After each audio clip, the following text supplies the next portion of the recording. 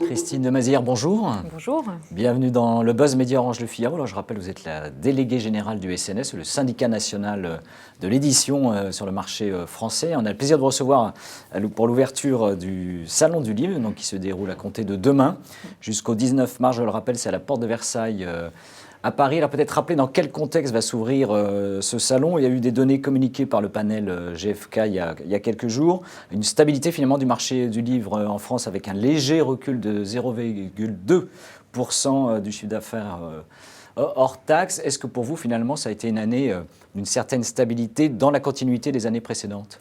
Oui, tout à fait. Le marché du livre est stable, c'est un marché mûr. Les Français aiment lire, continuent à acheter des livres. Dans le contexte économique actuel, c'est plutôt un résultat satisfaisant. Et est-ce qu'on a déjà une idée des premières tendances, des premières mesures sur le début d'année, sur janvier-février notamment en France ? Le début de l'année n'est pas facile, en librairie notamment. Donc c'est vrai que c'est important de continuer à aller en librairie acheter ses livres. Donc bagarre commerciale voilà. Sur le marché. Quelle répercussion peut avoir ou pas une élection présidentielle ? On dit que traditionnellement, c'est pas très bon pour la vente de livres. Pourquoi ?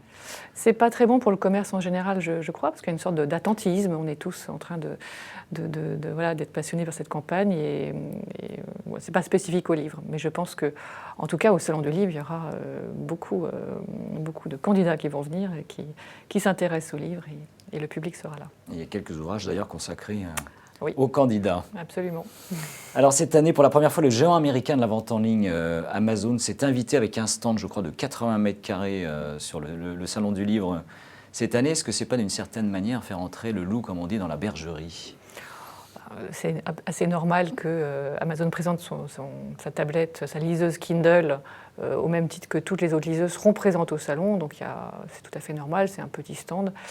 Cela étant, c'est vrai que ce sera l'occasion peut-être de débattre avec eux de sujets de fond, parce qu'ils se posent vraiment des questions importantes sur notamment la survie des éditeurs et des libraires, notamment en France. Notamment à l'égard donc de la politique commerciale et des prix pratiqués par Amazon sur le livre. Tout à fait. Comme vous savez, il y a en France une régulation depuis plus de 30 ans qui est le prix unique du livre, qui permet en fait à l'éditeur de fixer le prix au public et faire en sorte qu'il soit au même prix quel que soit le lieu de vente, donc qui a permis de maintenir un réseau de libraires extraordinaire, qui est un des plus denses au monde et qui est bien agréable quand on déambule dans sa ville, d'avoir quand même des librairies au coin des rues, contrairement à ce qui se passe notamment aux États-Unis où toutes les librairies sont en train de fermer.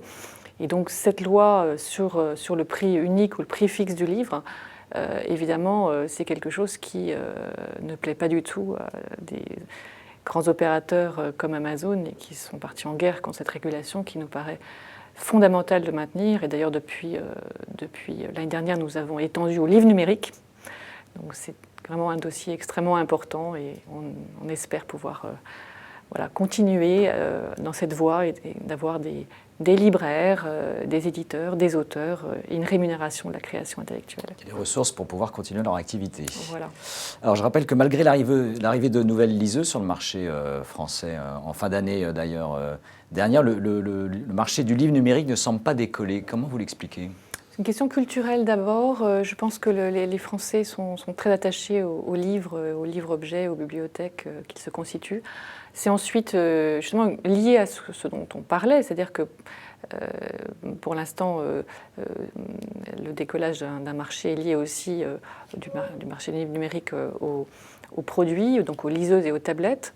Les liseuses, pour l'instant, il y en a eu à peu près 145 000 vendues en France, essentiellement à Noël, donc c'est très récent.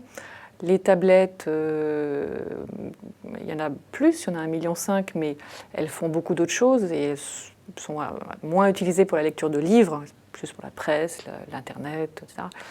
Donc je pense que pour l'instant, il y a une sorte d'attentisme. On vient de faire un sondage qui montre que seuls 5% des Français ont déjà une expérience de lecture d'un livre numérique, mais seulement 2% ont lu un livre en entier. Jusqu'au bout, jusqu'au bout. Voilà, pour l'instant, c'est quelque chose... Et 90% apparemment des Français qui ont été interrogés n'ont pas l'intention de lire le livre numérique. Donc.